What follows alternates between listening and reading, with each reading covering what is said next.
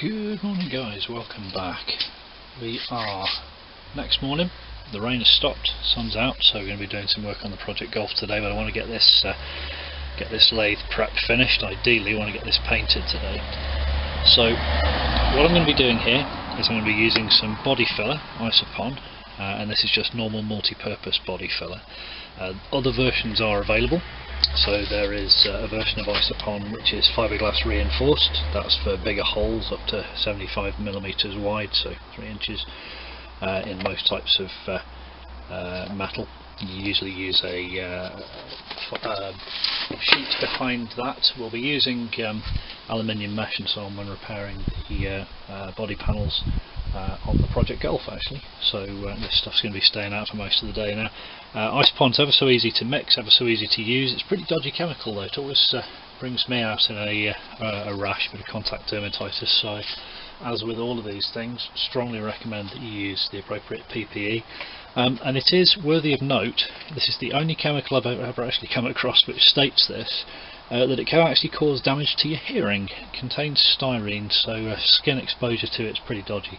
Anyway, we're going to be gloving up, we're going to be using goggles, even though it's complete overkill. It's not going to be splashing anyway because it's quite a thick paste, but just in case. We're going to mix it up, smear it into various different rough spots on the body. Let me just zoom you in here and you'll see what I'm talking about. Okay, so I brought you in close here. It's a little easier to see this with a bit of side lighting. This section here is where there was some defects in the original casting. I'm guessing probably what it was that some sand stuck to the surface. Obviously usually happens with casting scale and so on, it just gets ground back, but in that particular spot when the sand's come out of the grinding process, it's left a hole in the surface. Not the end of the world.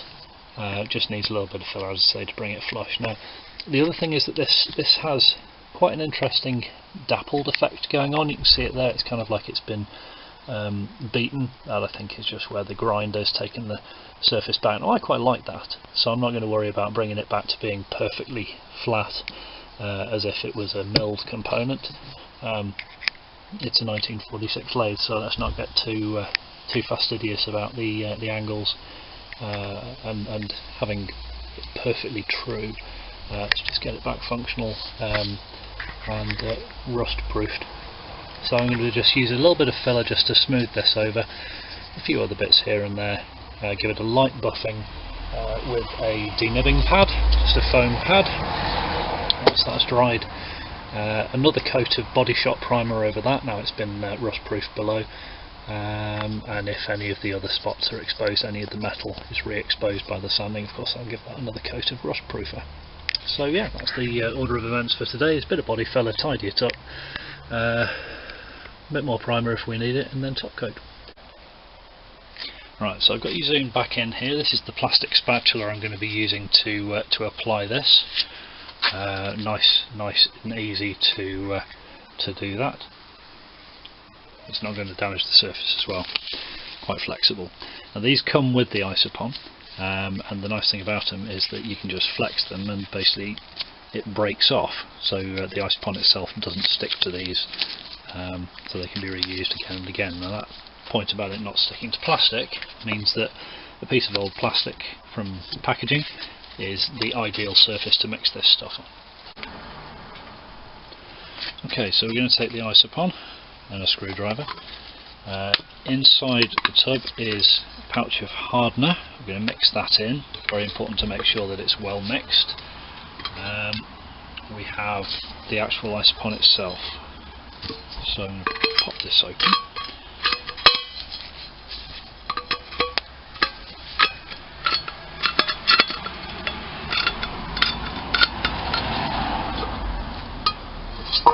Okay, and we have quite a viscous liquid kind of, you can see it's slowly moving there, and the smell of this stuff is pretty intense, so strong recommendation is you do this either outside or in a very well ventilated space. Don't do it inside. Certainly as the warning would suggest, the fumes are not something you want to be messing around with. So I'm not going to take a lot, don't need a massive amount for this job, it's just going to be a little bit of skim on the surface and on the legs as well.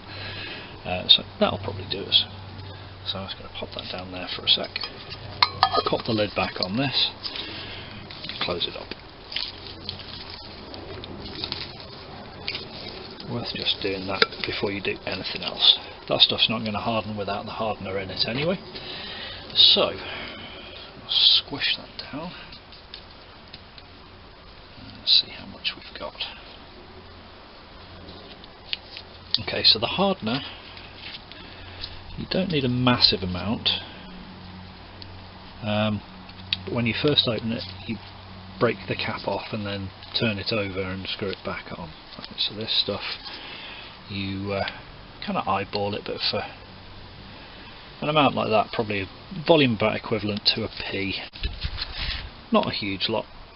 You can see it's quite small in comparison with the rest. Now you can kind of eyeball this to a degree, it's not hypercritical. What we're going to do is we're just going to mix that up, and the reason it's a different colour is you get this blobbing going on, right? And you want to mix it until it's a smooth, consistent colour.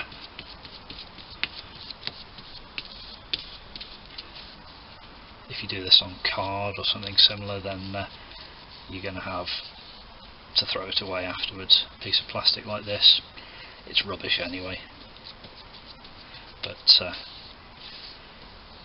as I say, the filler itself will peel nicely off this once it's cured.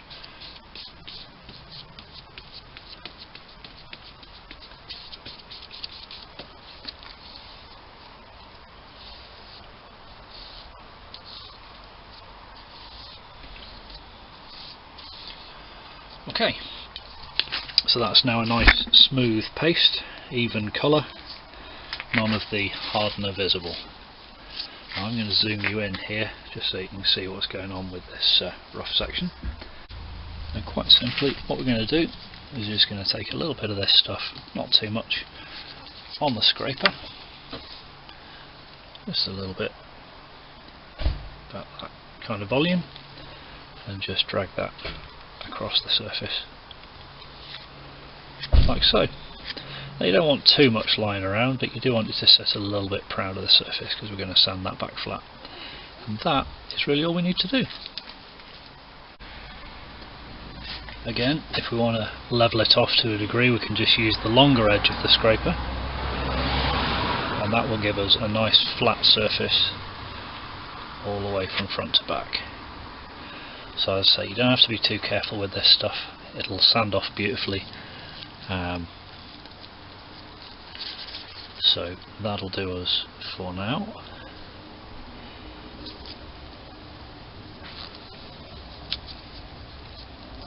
Perfect. Whilst I've got this stuff, before it starts to cure, and already it's starting to get a bit hard, I'm just going to do the same on the rear face.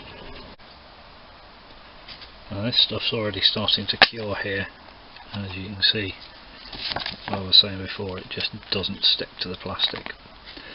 Peels off really nicely, so if you are using plastic utensils, you'll be absolutely fine with this stuff.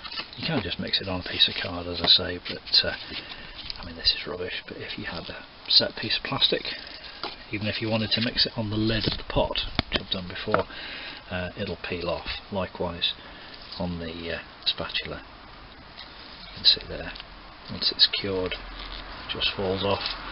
All you need to do is give it a bit of a flex to break the rest off after. Jolly good. Right, going to leave that to cure for I don't know, half an hour, something like that, maybe an hour, and then we'll be ready to just sand that back with the Scotch-Brite pad, or a little foam block like this one. If it's a really fine surface, you could just use back of a dish sponge, they work quite nicely. But either which way, that is all you have to do to fill in fair. Now you don't have to wait long for this stuff. I have been waiting, what, half an hour, 40 minutes, something like that with this, and it's completely cured. But to be fair, it was pretty much curing on the mixing table. So that is now good to go with sanding, and see if we need to mix any more. The other thing I'm going to do with the sanding block is called denibbing. So we've got 3 good coats of primer on this, so it's nice and thick, but some of the original surface would have sat a little higher than other bits anyway. Now, because if you think about it, being like hills and valleys, because the primer has filled the valleys, if we take the tops off the hills it smooths everything out. So this is called denibbing. Now I've brought the piece to the edge of the bench here, and I'm just going to do this in a circular motion.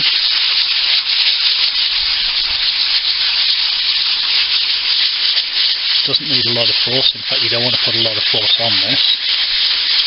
All we're doing is tearing it back. Now you'll notice it is taking some of the primer right the way back to the metal, and that's totally fine. We just need to redo those bits, but this is basically taking the tops off the hills and leaving the valleys nice and full. You just take your time, make sure we end up with a nice flat surface. And we'll be able to see very clearly where ready we need to do any more filling. As you'll see here,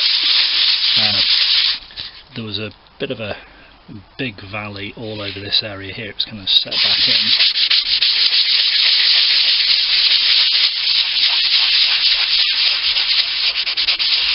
Whilst I'm at it, I'm just going to do the whole length of the bed here, knowing that we're going to have to put another layer of primer anyway, we might as well really go for it.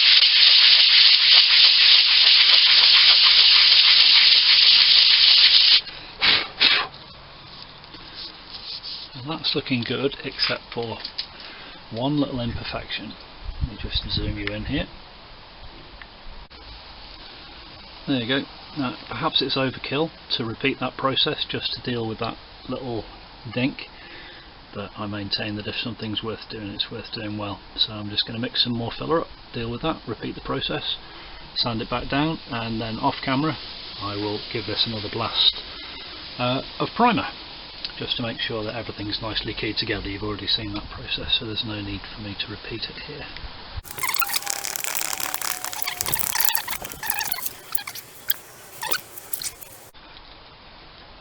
Now the end here is a really nice example of how, by denibbing it and taking the paint off the hills and just leaving the valleys full of primer before going over it again with another coat to level it all off, you can see here how the machining marks have been smoothed out by that. So this has originally been milled, presumably cut that way. Let's say this is perfectly smooth to the touch. So when I do one more coat of primer over the top of that, that will just tie everything together and give us a really nice flat surface for top coat. And that there is the patch that I put on to fill up that little hole. So all done, filled and faired, ready to go with another coat of primer.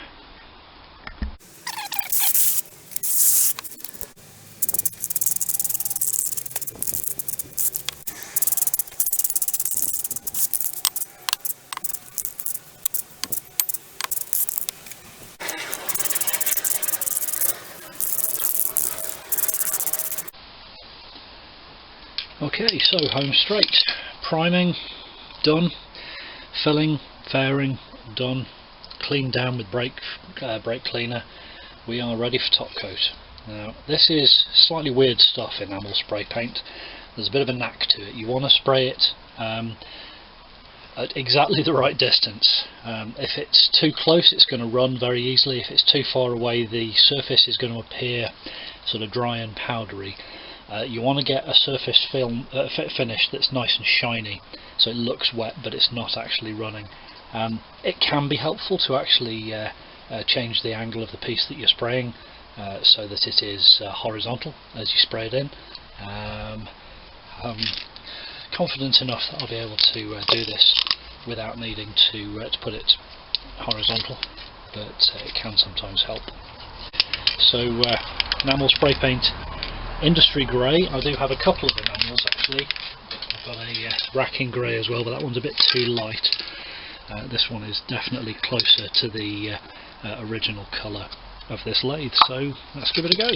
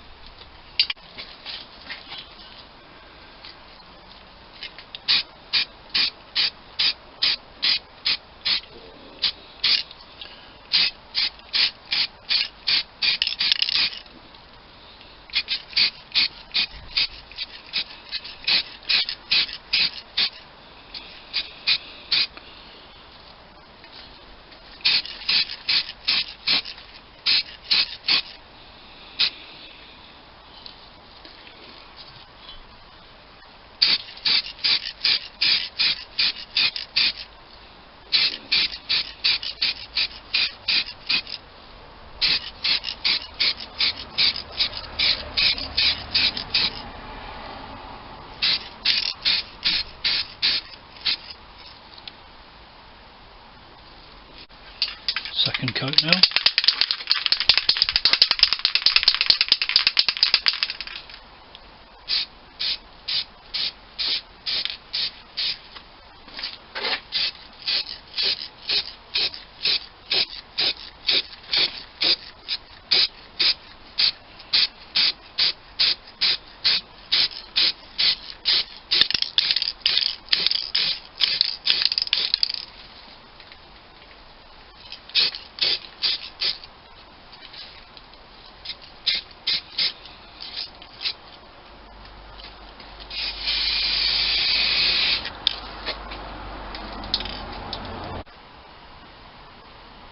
Well, there she is, looking nice. That's 2 coats on there now. The original colour, not a million miles off that. I'm very happy with that grey. As I say, there's a few spots where it's still on and nice and clean, so you can see what the original colour would have been. But yeah, there we go. Very happy with that. I'll get on and strip down the rest of the components and get those ready. And the next job is to clean off, once that's dried, clean off the any flash rust on the top surface, which I can effectively preempt now as we've finished with this masking tape.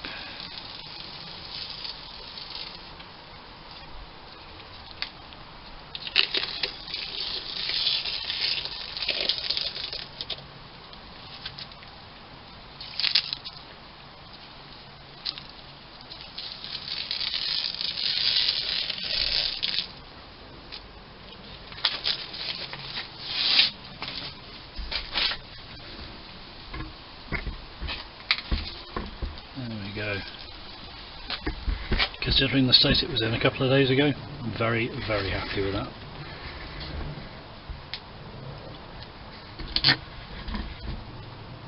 Okay, top coat's on. Next step is reconditioning the slide units and stripping the paint off the pulley piece and the tail unit and repeating exactly the same process. Now I'll do that off camera, no need to watch that as you've already seen the process. It will just be a straight repeat. So the next thing you see on this will be partially assembled state. So once this enamel paint's dry, I'll get a very thin film of grease on the top there, probably put it on with a cotton ball, something like that, and put this one on one side for a few days till the paint toughens up. That's it. So thanks very much for watching, guys. I hope that's been of interest, and I will see you next time. Take it easy. Cheers.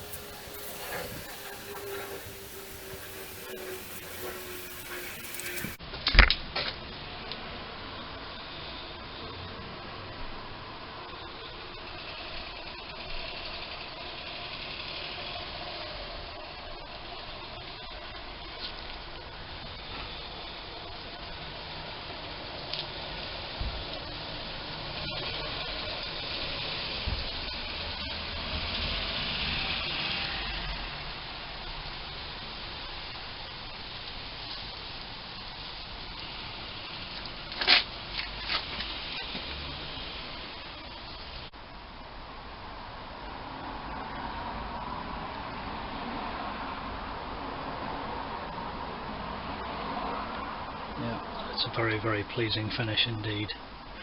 Thanks for watching this far, guys. I'll see you soon.